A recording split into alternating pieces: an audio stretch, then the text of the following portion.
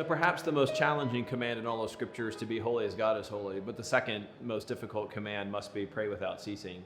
And so this chapter is all about prayer. And this is probably what we associate most closely with the monastic life. It's that men and women who live in a community, live in a monastery, and pray together a lot. And that's true. I mean, at one point in the Middle Ages, monastic communities prayed 8 times a day in community.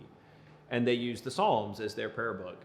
And so this chapter is all about the prayer life of a monastery and how that's supposed to translate and can translate into our own lives of praying together, not just individually, but in community. I think part of the goal of this book is to try to remind us that the earliest Christians often prayed in community, but I think here in the 21st century, we've made it a fairly individualistic discipline. And so part of what I would want this chapter to do is to help show people the value of praying together in community and even returning to the book of Psalms as a prayer book, not just a book to read, but a book to pray our way through.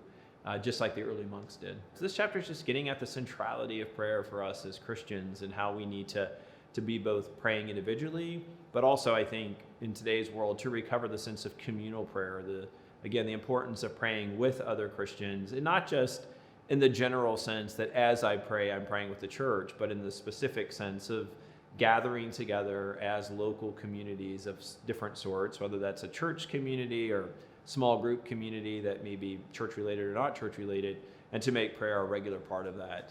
So not just me and God having a conversation together, but praying the words of the Psalms together in community.